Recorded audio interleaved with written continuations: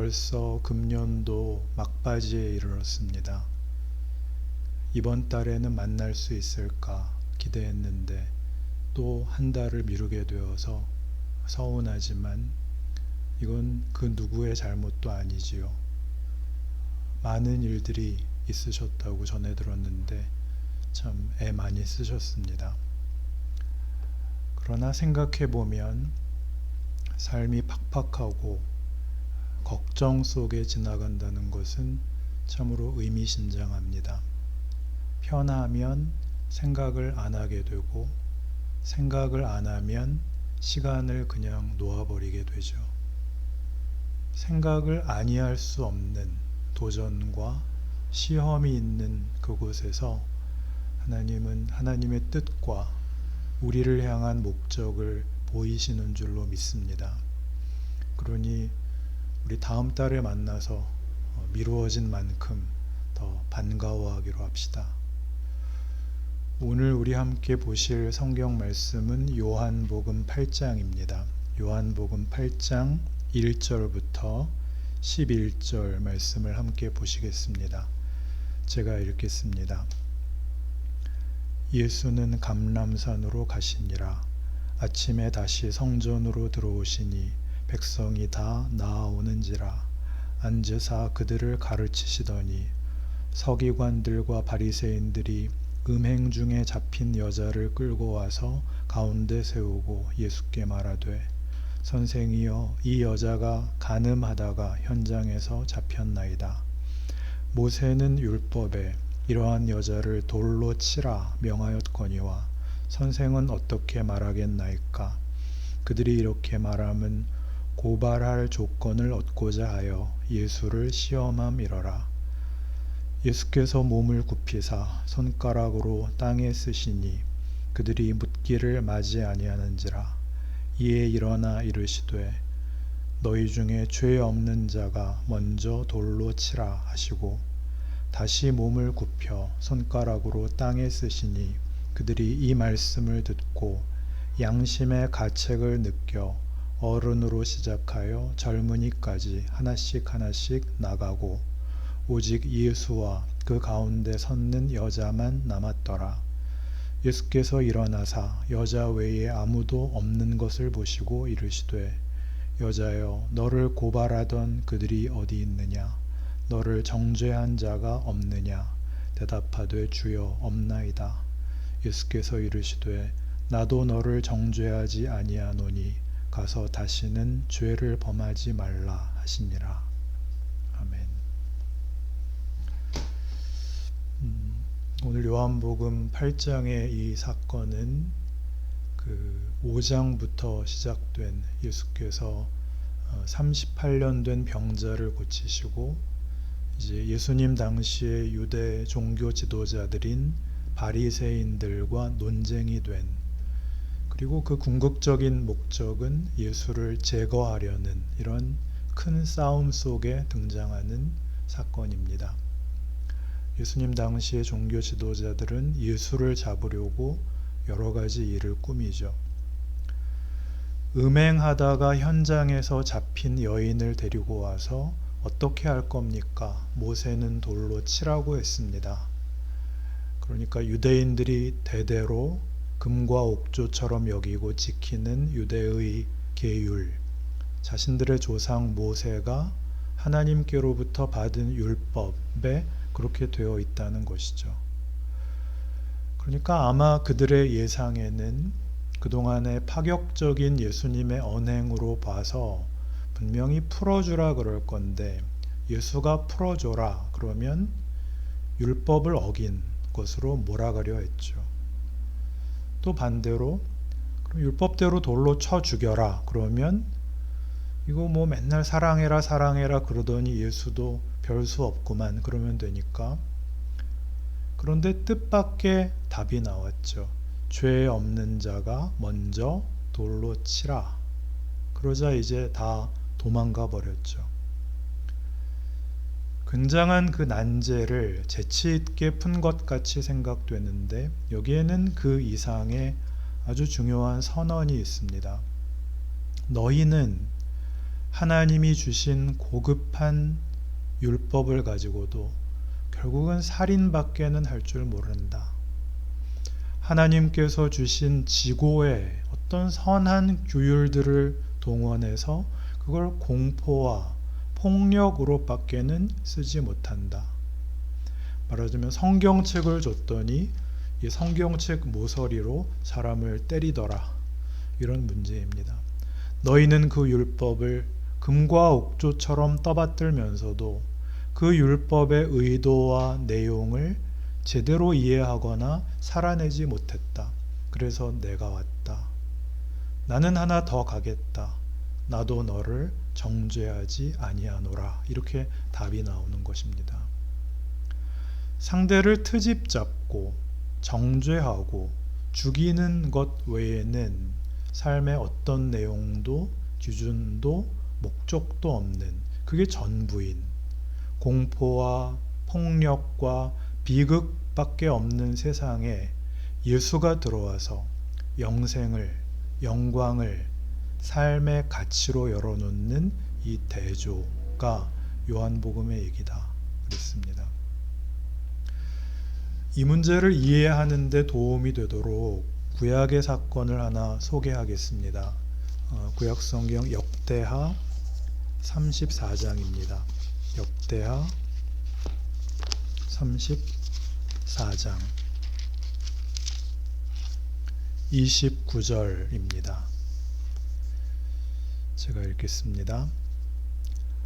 왕이 사람을 보내어 유다와 예루살렘의 모든 장로를 불러 모으고 여호와의 전에 올라가매 유다 모든 사람과 예루살렘 주민들과 제사장들과 레위 사람들과 모든 백성이 노소를 막론하고 다 함께 앉으라. 왕이 여호와의 전 안에서 발견한 언약책의 모든 말씀을 읽어 무리의 귀에 들려주고 왕이 자기 처소에 서서 여호와 앞에서 언약을 세우되 마음을 다하고 목숨을 다하여 여호와를 순종하고 그의 계명과 법도와 율례를 지켜 이 책에 기록된 언약의 말씀을 이루리라 하고 예루살렘과 베냐민에 있는 자들이 다 여기에 참여하게 하매 예루살렘 주민이 하나님 곧 그의 조상들의 하나님의 언약을 따르니라. 이와 같이 요시야가 이스라엘 자손에게 속한 모든 땅에서 가증한 것들을 다 제거하여 버리고 이스라엘의 모든 사람으로 그들의 하나님 여호와를 섬기게 하였으므로 요시야가 사는 날에 백성이 그들의 조상들의 하나님 여호와께 복종하고 떠나지 아니하였더라. 이 이스라엘 나라는 그 솔로몬 왕 이후에 그 두 나라로 분열되었던 역사가 있습니다. 그래서 분열 왕국 시대라고 하는데 우리나라처럼 이렇게 남북으로 북이스라엘과 남유다로 그 분열된 두 왕국 시대에 북쪽 왕조 이스라엘은 처음부터 끝까지 모든 왕들이 다 우상을 섬기고 그리고 기원전 722년에 아수르, 즉 아시리아에 의하여 멸망합니다. 남왕조 역시 선한 왕은 드물고 우상을 섬기는 악한 왕은 여럿이 나옵니다. 성경이 얘기하는 우상은 불교 신자들이 만들어 놓은 불상이나 성당에 있는 마리아상 혹은 어떤 위인의 동상을 의미하지 않습니다. 성경이 말하는 우상은 인간이 자신의 욕망을 신처럼 떠받드는 것을 얘기합니다. 자기의 욕망을 종교성에 투영하여 거기에 절하는 것이 성경이 얘기하는 우상입니다. 그렇다면 생각해 보세요. 내가 기독교인이라고 하면서도 하나님을 내 소원과 욕망을 이루어주는 램프의 요정 정도로 여긴다면 그게 바로 우상 숭배가 되는 것이죠. 어쨌든 이 분열 왕국 시대의 남쪽 나라도 하나님을 떠나 온통 우상을 숭배하는 그런 역사를 지닙니다. 그러던 중 마지막에 여기 오늘 이 역대하에 나오는 이 요시야라는 왕이 등장하여 하나님의 뜻을 섬기기 위하여 우상을 제거하고 그 성전을 정결케 하는데, 그때 성전에 방치되어 있던 언약책, 즉 율법책을 발견하게 됩니다. 바로 오늘 우리 읽은 요한복음 본문에서 예수님과 바리새인들이 간음한 여인을 놓고 시비하고 있는 그 모세의 계율이 담긴 책이죠. 율법이란 본래 인간이 인간답게 살 수 있도록 인간의 존재 방식을 담은 하나님의 은혜의 책이었습니다. 요시야 왕이 하나님의 율법을 다시 찾고 읽고 회개하고 모든 백성들을 불러 모아서 요시야 왕 스스로가 앞장서서 백성들과 함께 하나님의 말씀을 듣고 순종하고 제대로 살 것을 서약하는 장면입니다.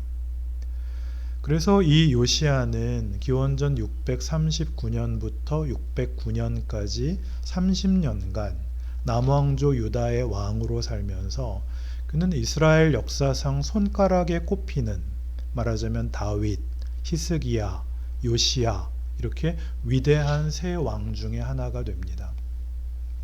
그런데 역대하 35장에 오면 마지막에 희한한 일로 요시야의 생애는 좀 허무하게 끝이 납니다. 역대하 35장 20절 이하에 나오는 이야기인데요. 여러분 순서지에 넣었으니까 나중에 한 번씩 읽어보시기 바랍니다. 이런 얘기입니다. 이 요시야 왕이 어느 날 전쟁에 나갔다가 여기 역대하 35장 22절에 나오는 무깃도 골짜기에서 있었던 전투에서 애굽, 즉 이집트 왕 느고에 의하여 허무하게 죽습니다. 왜 이 싸움이 벌어졌느냐 하면 이때가 기원전 609년인데 이 즈음에 당시 이 근동사회의 패권을 잡고 있었던 강대국 아시리아가 약해집니다. 그러자 남방의 이집트 왕 느고가 올라옵니다. 중동의 패권을 차지하려고 이 이집트가 올라왔는데 이 이집트에서 아시리아로 가려면 그 중간에 유다 나라가 있습니다. 그런데 이 이집트 왕 느고가 뭐라 그러느냐 하면 여기 35장 21절에 나오는 얘기인데, 하나님이 나를 시켜서 이 싸움을 하라고 했다. 너와는 싸울 마음이 없으니까 내가 지나가도록 너 나와서 방해하지 마라. 하나님의 뜻을 막지 마라. 그러는데 요시야가 우기고 갔다가 죽는 겁니다. 그래서 이 무깃도라는 지명은 나중에 신약에 와서 최후의 전쟁을 상징하는 아마겟돈이라는 이름으로 불리게 됩니다. 요시야는 왜 그랬을까요? 요시야는 참 훌륭한 왕 중에 한 명으로 되어 있는데 왜 성경의 표현에 의하면 하나님의 뜻을 막아서는 이런 어리석은 짓을 했으며 왜 이렇게 허무하게 최후를 맞아야 했을까요? 요시야도 야심이 있었던 겁니다. 이렇게 주변의 강대국 아수르가 망해가고 혼돈 상태에 있을 때 자기도 중동의 패권을 잡고 싶었던 것이죠. 다윗과 솔로몬 이후로는 나라가 남북으로 갈리고 그 후로는 한 번도 맥을 쓰지 못한 게 이스라엘의 역사인데 한번 해보고 싶은 마음, 이런 욕심, 야망이 어디서 나왔을까요? 종교개혁을 했거든요. 종교개혁을 해서 온 백성의 마음이 하나로 모아지고 자기도 하나님 앞에 인정받고 스스로 생각을 해도 신앙적으로나 인격적으로나 자기가 꽤 괜찮아 보이고 기특하고 대견하고 하나님을 섬기는데 하나님 앞에 인정을 받았으니 무엇이 겁나랴 라고 생각했는데 그냥 허무하게 죽고 맙니다. 이 구약의 사건이 오늘 우리가 보는 요한복음 8장과 어떤 일관성을 가집니다. 요시야가 생각했던 신앙의 승리가 권력으로 보상된다는 착각을 깨부순 역사적 자리이기 때문입니다. 하나님께서 이렇게 말씀하시는 대목입니다. 내가 세우는 나라는 힘에 의해서 보존되지 않는다. 폭력으로 세워지지 않는다. 너희가 힘을 얻어서 주변 국가들을 복속시키고 큰 소리치는 하나님의 나라가 되는 걸 내가 원하는 것이 아니다. 차라리 너희가 종이 되고 노예가 되라. 그래서 요시야 이후로 유다는 흐지부지하다가 결국 바빌로니아에 의해 망하는 바벨론 포로기가 시작됩니다. 성경이 그리는 하나님의 역사입니다. 이런 얘기는 우리에게 매우 충격적입니다. 왜요? 가만히 보면 우리 예수 믿는 사람들이 제일 많이 요구하는 기도에 반대되는 역사거든요. 하나님 머리가 되게 하시고 꼬리가 되지 말게 하시고 서울을 하나님께 바치고 이 나라가 전부 하나님 믿는 나라가 되고 기독교가 힘을 가지게 하시고, 그러나 예수가 오셔서 우리에게 하시는 말씀은 권력이 아니라 영생입니다. 영생은 생명이 끝없이 보존된다, 연장된다가 아니라 경쟁적으로 너는 죽고 나는 살아남는 싸움이 아니라 생명이 자라고 풍성한 열매를 맺고 아름다운 꽃이 말할 수 없이 놀랍게 피어나는 것이죠. 그게 영생입니다. 명예, 영광, 사랑, 기쁨, 감사, 이런 단어로밖에는 설명할 수 없는 길을 여시는 겁니다. 율법은 서두에 말씀드린 대로 신께서 인간에게 주시는 은혜의 방편이요, 인간이 인간답게 사는 인간 본래의 존재 방식을 가르쳐주는 신의 선물인데, 너희는 율법을 가지고도 그 율법의 무대에 서 있으면서도 정말 율법이 목적하는 그곳으로 더 나아가는 법을 모르고 있고 할 수도 없었다. 그 한계로 인해 너희는 엉뚱하게도 율법이 권력이 되고 폭력이 되어 그걸로 비극을 만들 수밖에 없었다. 그래서 내가 왔다. 나는 너희를 구원하겠다. 여기서 구원이란 죽음이 전부인 데에서 영생이 전부인 대로 우리를 끌어내는 것입니다. 오늘 본문 11절에 나오는 예수께서 이 여인에게 하신 말씀, 나도 너를 정죄하지 아니하노라. 무슨 말씀일까요? 나는 심판하러 오지 않았다. 너희를 비난하러 온 것도 아니다. 나는 너희에게 새 길을 열어주러 왔다. 유명한 요한복음 3장 16절도 같습니다. 하나님이 세상을 이처럼 사랑하사 독생자를 주셨으니 이는 그를 믿는 자마다 멸망하지 않고 영생을 얻게 하려 하심이라. 지금이 교회력으로는 대림 시기입니다. 대림 시기는 예수님의 성탄을 앞두고 그 예수님의 오심에 대해, 그 의미에 대해 깊이 묵상하는 교회의 그 전례 시기입니다. 예수님의 오심에 대해 로마서 5장 21절이 이렇게 말씀합니다. 이는 죄가 사망 안에서 왕노릇한 것 같이 은혜도 또한 의로 말미암아 왕노릇하여 우리 주 예수 그리스도로 말미암아 영생에 이르게 하려 함이라. 사망이 왕노릇한 것 같이 은혜도 왕노릇하려고 예수 그리스도 안에서 우리에게 영생이 주어졌느니라. 그 은혜를 받는 자요 나누는 자가 신자입니다. 그러니 신자는 넉넉한 자입니다. 신자는 무조건 참아야 된다가 아니라 말하자면 신자의 그 대사가 따로 있는 것입니다. 그 사도행전에 보면 스데반이라고 하는 초대교회에서 아주 존경받던 한 분의 순교 장면이 나오는데, 스데반이 죽을 때 그 하늘을 보니까 예수님이 하나님 우편에 서 계셨다, 그런 얘기가 나옵니다.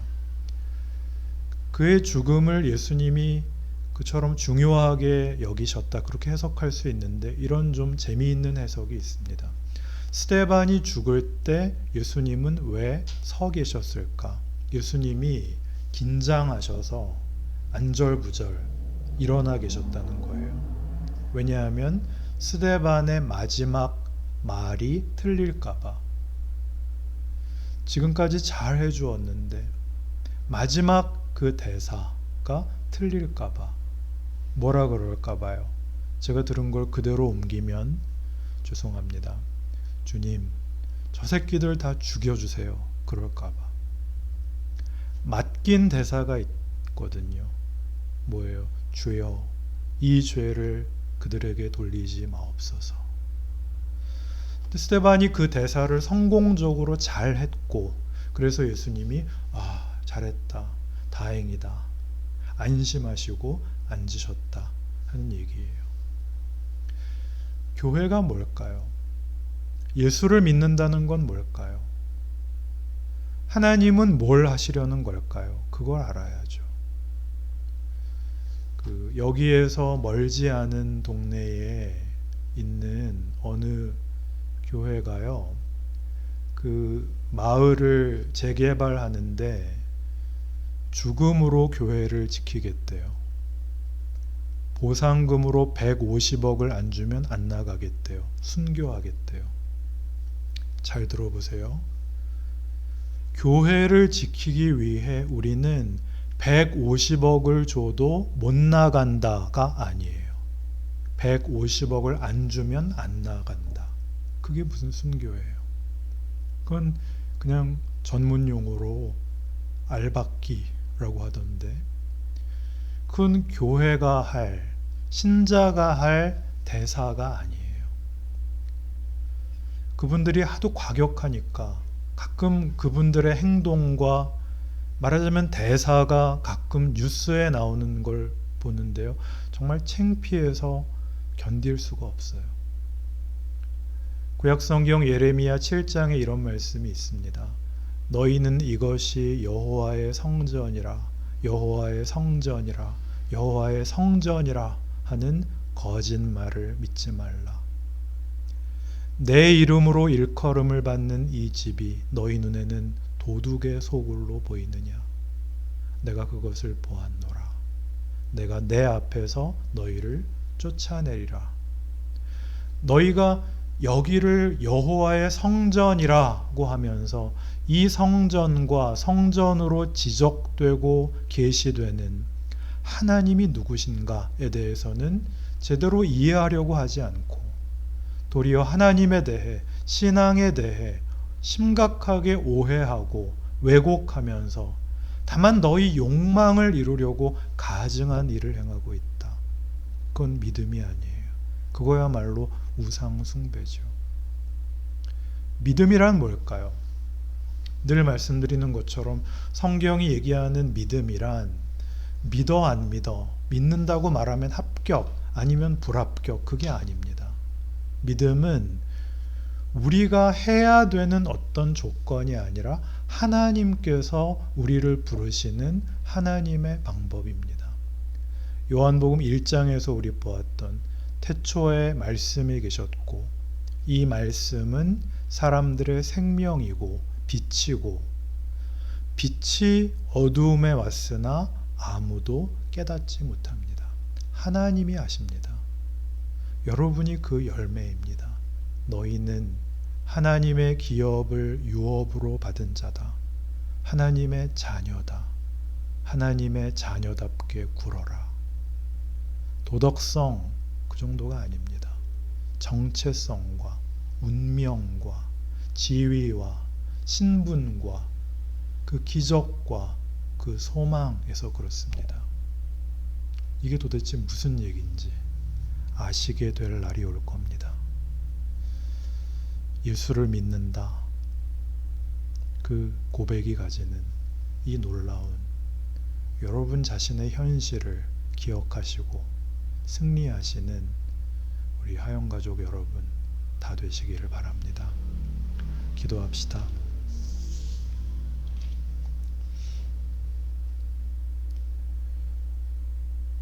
하나님 아버지, 믿음의 사람들은 열심히 살아야 되고 명예롭게 살아야 되고 영광되게 살아야 됩니다.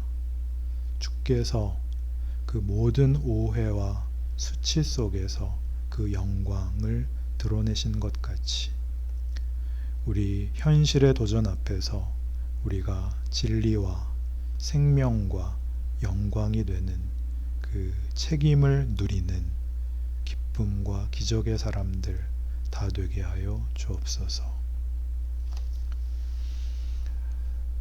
우리 주 예수 그리스도의 은혜와 하나님의 사랑과 성령님의 교통하심이 우리 살아가는 각자의 자리에서 세상 앞에 세우신 하나님의 약속과 영광의 증인 되기를 소망하는 믿음의 사람들과 이분들의 가정 귀한 자녀들 위에 하나님의 기업 엑서아시아 위에 이제로부터 영원토록 함께해 주시기를 간절히 축원하옵나이다.